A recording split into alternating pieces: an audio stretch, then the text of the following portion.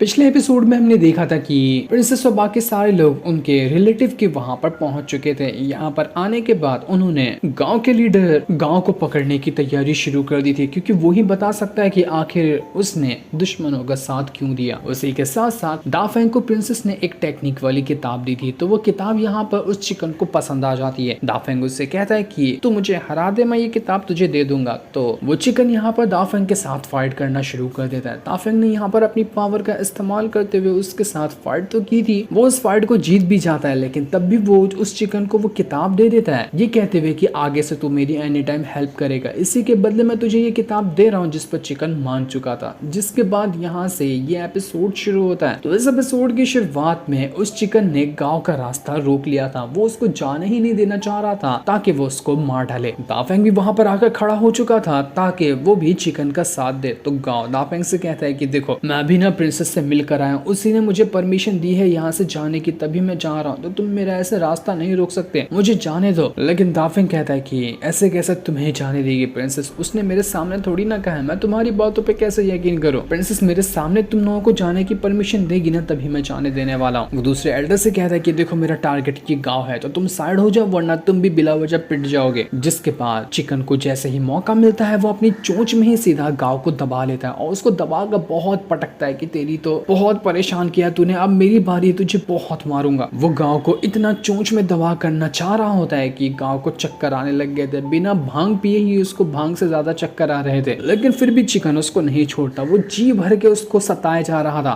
और चिकन को मोटिवेट करने के लिए दाफेंग उसके लिए तालियां बजा रहा होता है कि वाह ब्रो, और लगे रहे, और भी कसर पूरी करनी है तो और पूरी कर, इसको और मार। वेल्डर यहाँ पर दाफेंग से कहता है कि यार रुक जा, प्रिंसेस ने इसको जाने की परमिशन दे दी थी, मत मार इसको, तू ही इस चिकन को रोक सकता है, तेरी बात वो सुनता है। लेकिन तभी वहां पर प्रिंसेस आ जाती है, तो वो चिकन गांव को छोड़कर उसके पास रिटर्न आ जाता है। इस वजह से अब जाकर गांव बच चुका था, वरना वो नाचते नाचते ही मर जाता। दाफेंग प्रिंसेस से पूछता है कि क्या आपने सच में इस गांव को जाने दे दिया, जानते हुए कि ये कितना घटिया आदमी है। तो प्रिंसेस दाफेंग से कह दी कि देखो दाफेंग, मुझ पे भरोसा रखो और जाने दो इनको यहाँ से, मैं तुम्हें बाद में सब कुछ आराम से और डिटेल में बताऊंगी। दाफेंग को काफी ज्यादा गुस्सा भी आ रहा था, लेकिन फिर भी वो प्रिंसेस के कहने की वजह से साइड हो जाता है और उनको वहां से जाने दे देता है कि जाओ यहाँ से, जा गाँव जी ले अपनी जिंदगी, मैंने तुझे यहाँ पर जाने दिया। प्रिंसेस दाफेंग से कहती है कि चिकन ने इस गांव को अच्छे से सबक सिखा दिया है, तो तुम टेंशन लो मत, ये गांव अब हमें आगे परेशान नहीं करेगा, उसकी हिम्मत ही नहीं है अब हमें परेशान करने की। जिसके बाद सभी खाना खाने के लिए बैठ जाते हैं। दाफेंग को बहुत भूख लगी थी, तो वो पेट भर के प्लेट पे प्लेट खाना खाया जा रहा था। प्रिंसेस उससे कहती है कि अरे यार दाफेंग, आराम से खाओ, कोई खाना तुम्हारा छीन नहीं रहा है, कोई खाना नहीं ले जाएगा, तुम्हारा एकदम आराम से और शांति से खाओ। लेकिन दाफेंग अभी भी प्रिंसेस से परेशान था, वो उससे नाराज होता है कि उसने गांव को जाने के लिए क्यों दिया, ऐसा क्यों और क्या हो गया था गांव और प्रिंसेस के बीच में जो उसने गांव को जाने की परमिशन दे दी। लेकिन फिर भी प्रिंसेस उसको कुछ नहीं बताती। दाफेंग उससे कहता है कि ठीक है, वो सारी बातें छोड़िए, मुझे ये बताइए कि आपके अंदर ये बीमारी कैसे आई थी, क्या बचपन से आपको ये बीमारी थी। तो प्रिंसेस कहती है कि नहीं, ऐसा नहीं है, कुछ लोगों ने जानबूझकर मुझे किसी खास तरह का पॉइजन दिया था, उस वजह से मेरे अंदर ये बीमारी आई थी, बचपन से मैं ऐसी नहीं थी। जो सुनकर दाफेंग का दिमाग गर्म हो जाता है कि क्या सच में किसी ने आपको पॉइजन दिया था, बस मुझे उसका नाम बताइए, मैं एक एक कुछ चुन चुन कर काट डालूंगा। प्रिंसेस कहती है कि इतना ज्यादा जोश अभी दिखाने की जरूरत नहीं है, मैं तुम्हें जरूर उनके पास ले जाऊंगी और जब तुम उसके सामने होगे ना, तो मैं तुम्हें बिल्कुल खुली छूट दूंगी, जितना बुरी तरह से हो सकता है उतनी बुरी तरह से तुम उनको मार देना, लेकिन अभी यहाँ पर कोई भी जल्दबाजी में कदम उठाने की जरूरत नहीं है। प्रिंसेस तो यहाँ पर काफी ज्यादा खुश हो गई थी कि दाफेंग कितना अच्छे से उसका ख्याल रखता है, उसको हर एक चीज की टेंशन है प्रिंसेस को लेकर। प्रिंसेस के दुश्मनों से भी वो कितना आसानी से लड़ने के लिए रेडी हो गया। तभी वहां पर एक बंदा आता है जो प्रिंसेस से कहता है कि वो लोग यहाँ पर आ चुके हैं, तो आपको उनसे मिलने के लिए जाना चाहिए। इसलिए प्रिंसेस दाफेंग के साथ उन लोगों से मिलने के लिए जाती है। लेकिन जब दाफेंग उन लोगों को देखता है, उसका दिमाग घूम जाता है कि क्या ये लोग तो तियानलोंग, जुकुन, शियाओ और यही सारे दुश्मन है जो जब से हमारी जान के पीछे पड़े हुए थे, ये लोग यहाँ पर क्या कर रहे हैं। वो एकदम भड़का हुआ था उन लोगों के ऊपर कि ये लोग यहाँ क्यों आए। तियानलोंग प्रिंसेस से कहता है कि देखो,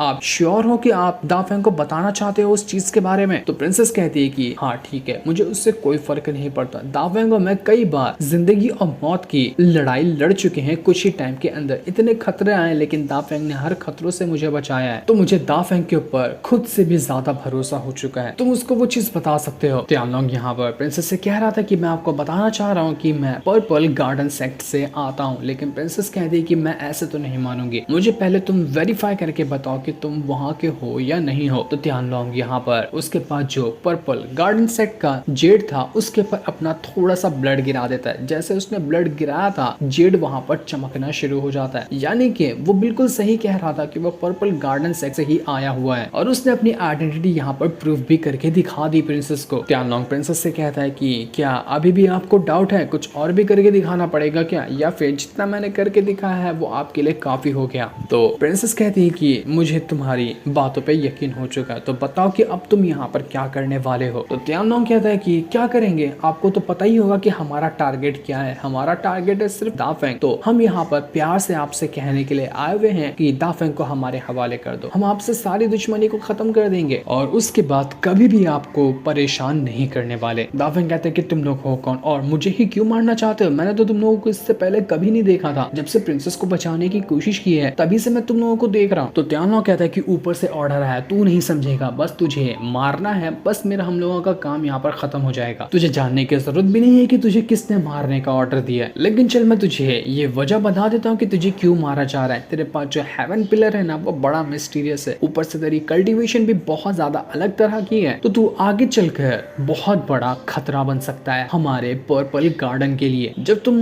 हमारी सच्चाई जानोगे तब इस वजह से पहले तुम्हें मार दिया जाएगा तो आगे कोई मुसीबत ही नहीं आएगी। दाफेंग कहते हैं कि देखो मैं जिंदगी भर पहाड़ों में रहते हुए आया हूँ, मुझे पर्पल गार्डन सेट क्या है उसके बारे में भी नहीं पता, तो आखिर तुम लोग मेरे ही पीछे क्यों पड़ गए, ये कौन इंसान है जो मुझे मारना चाहता है, मुझे कम से कम उसके बारे में तो बताओ। लेकिन तियानलोंग कहता है कि मरने वाला इंसान ना इतनी ज्यादा बातें करता हुआ नहीं लगता, चुपचाप से मुंह बंद कर खड़ा रहे, वरना जो 5 मिनट तुझे मिल रहे हैं ना 5 मिनट से भी पहले मार डालूंगा तेरे को। लेकिन दाफेंग कहता है कि तू यहाँ पर मेरा कुछ नहीं कर सकता, मेरे साथ प्रिंसेस है और बाकी सारे लोग हैं, हम सब मिलकर यहाँ पर तुम लोगों की बैंड बचा देंगे, हमें कुछ नहीं होगा। लेकिन तियानलोंग कहता है कि अच्छा प्रिंसेस तेरे साथ है, वो तो मैं अभी बताता हूँ कि वो तेरे साथ है या नहीं है, क्योंकि वो खुद डरती है हमारे पर्पल गार्डन सेट से, वो तेरा तो मदद करने ही नहीं वाली, देख ले अभी देखना है तो। जिसके बाद सारे के सारे सिपाही वगैरह दाफेंग के ऊपर अटैक करना शुरू कर देते हैं, वो उसको मारने की कोशिश कर रहे थे, लेकिन दाफेंग अपनी पावर का इस्तेमाल करते हुए उनके साथ फाइट कर रहा था, वो उन सभी के अटैक को रोकने की कोशिश कर रहा होता है, लेकिन वो यहाँ पर अकेला खड़ा था। वो प्रिंसेस की तरफ देखता भी है लेकिन प्रिंसेस को देखती तक नहीं, मतलब कि वो खुद ही चाह रही थी कि दाफेंग इन लोगों के साथ मारा जाए। हो सकता है कि उसने दाफेंग को यहाँ पर तियानलोंग के हाथों बेच दिया कि तियानलोंग दाफेंग को मार डाले, उसके बाद कम से कम हमारी परेशानी तो छूटेगी इस तियानलोंग और पर्पल गार्डन सेक्ट से। दाफेंग को बहुत बुरा लगता है कि मैंने यहाँ पर प्रिंसेस के ऊपर भरोसा किया था, वो मेरे साथ ऐसा नहीं कर सकती, मैंने तो उनकी जान बचाई थी ना, तब भी उन्होंने ऐसा क्यों किया। सारे लोग मिलकर दाफेंग के ऊपर अटैक कर रहे थे, दाफेंग के पूरे शरीर में कई जगह पर कट लग जाते हैं, वो उनकी उल्टियां करना शुरू कर देता है। वो चाहता तो यहाँ पर उन लोगों के साथ फाइट बैक कर सकता था, लेकिन प्रिंसेस को उसके खिलाफ जाता हुआ देखकर उसको सदमा ही ऐसा लग गया था कि उसके अंदर फाइट बैक करने की हिम्मत ही नहीं थी। वो यहाँ पर मार खाया जा रहा होता है, वो डाइजेस्ट ही नहीं कर पा रहा था कि प्रिंसेस ने उसके साथ गद्दारी कैसे कर दी। वो लोग यहाँ पर दाफेंग से कहते हैं कि तेरी प्रिंसेस को भी पता है ना कि हमारे पर्पल गार्डन सेक्ट वालों से पंगा लेने का अंजाम उसकी तो मौत है ही, पूरे के पूरे उसके सेट की भी मौत है, इस वजह से उसने अपने आप को अपने सेट को बचाने के लिए तुझे हमारे हवाले कर दी। अब हमारी प्रिंसेस से कोई दुश्मनी नहीं है, वो आराम से रह सकती है, तो तू अब यहाँ पर मरेगा। दाफेंग सबकी बात को इग्नोर करता है और डायरेक्ट प्रिंसेस से कहता है कि मुझे पता नहीं था कि आपने मुझे जबरदस्ती यहाँ पर लेकर आया, तभी तो जानबूझकर आपने गांव को छोड़ा और आप मुझे बता नहीं रही थी, क्योंकि आपका प्लान था कि सब लोग एक साथ आ जाएंगे ना तो आप मुझे उनके हवाले कर देंगे ताकि ये लोग मेरी जान ले लें। लेकिन प्रिंसेस कुछ भी नहीं कहती, दाफेंग के किसी भी सवाल का वो जवाब ही नहीं देती, बस खड़े खड़े दाफेंग को मार खाता हुआ वो देख रही थी। सभी लोग दाफेंग के ऊपर अटैक कर रहे थे, लेकिन अब दाफेंग भड़क चुका था कि नहीं बस बहुत हो गया, मुझे मेरे अपनों ने धोखा दिया है तो मैं ये चीज बर्दाश्त नहीं कर सकता। वो अपनी बहुत ही ज्यादा गुस्से में पावर को एक्टिवेट करता है और अब यहाँ पर जितना वो पहले स्ट्रॉन्ग था उससे भी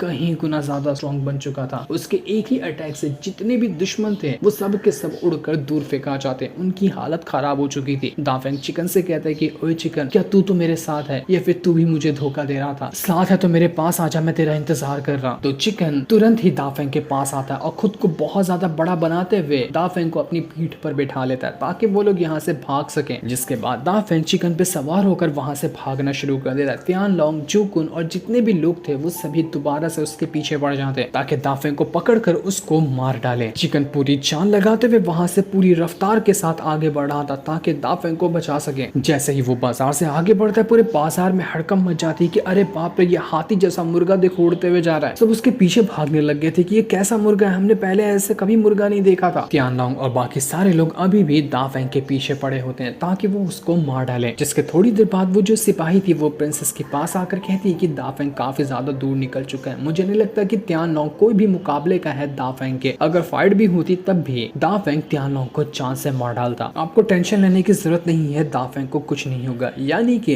प्रिंसेस ये सारी चीजें जानबूझकर नहीं कर रही थी। हो सकता है कि उसने कुछ और ही पहले से प्लान बनाकर रखा हो दाफेंग को ही बचाने का। तो वहीं दूसरा जो एल्डर था वो प्रिंसेस से कह रहा होता है कि आज तक के कभी भी पर्पल गार्डन सेक्ट वालों ने किसी को अपना टारगेट बनाया है तो वो कितना भी पावरफुल क्यों ना हो, वो कभी नहीं बचता है। तो मेरे ख्याल से आपने सबसे बेस्ट फैसला निकाला है दाफेंग को उनके हवाले कर देने का। इस वजह से हमारी तो दुश्मनी छूटी पर्पल गार्डन सेक्ट वालों से। मानना पड़ेगा आपके फैसले का कोई जवाब ही नहीं। जो सुनकर प्रिंसेस को आ जाता है गुस्सा। वो उस एल्डर से कहती है कि क्या तुम मुझे एक धोखेबाज प्रिंसेस समझ रहे हो जो अपने दोस्तों को यहाँ पर फंसा सकती है खुद की जान बचाने के लिए? तो तुम मुझे बिल्कुल ही गलत रहे हो। तुम्हें क्या लगता है कि ये सब मैंने जानबूझकर किया? इसके पीछे मेरी बहुत बड़ी वजह थी। उम्मीद है कि दाफेंग वो वजह समझ गया होगा और वो मेरे खिलाफ कोई भी दुश्मनी अपने मन के अंदर नहीं रखेगा। तो इसलिए जो भी बोलते हो ना उसको बोलने से पहले 10 बार सोच लिया करो। वो एल्डर प्रिंसेस से माफी मांगता है कि माफ कर दीजिए, मुझसे गलती हो गई, आगे से मैं इस तरह से कभी भी बातें नहीं करूंगा। लेकिन प्रिंसेस उससे कहती है कि तुम्हारी ऐसी बातें करने की वजह से मैं 3 साल के लिए तुम्हें सस्पेंड करती हूँ। तुम 3 साल तक के हमारे सेट के एल्डर नहीं रहोगे, चले जाओ यहाँ से। जो सुनकर वो एल्डर वहां से चला जाता है। उसके जाने के बाद जूडी प्रिंसेस से कह रही देखिए प्रिंसेस, देखिए हमें अभी जाकर दाफेंग को समझाना होगा कि हमने उसके साथ गद्दारी नहीं की। हमें उसे वजह बतानी है कि हमने ऐसा क्यों कहा और हमारा ये करने के पीछे क्या वजह थी, वरना वो हमेशा हमें गलत समझेगा। लेकिन प्रिंसेस कहती है कि शायद अब बहुत देर हो चुकी है, अब समझाने का कोई फायदा नहीं रहा, अब हमें यहाँ से चलना चाहिए। जिसके इतना कहते ही ये एपिसोड यहीं पर एंड हो जाता है।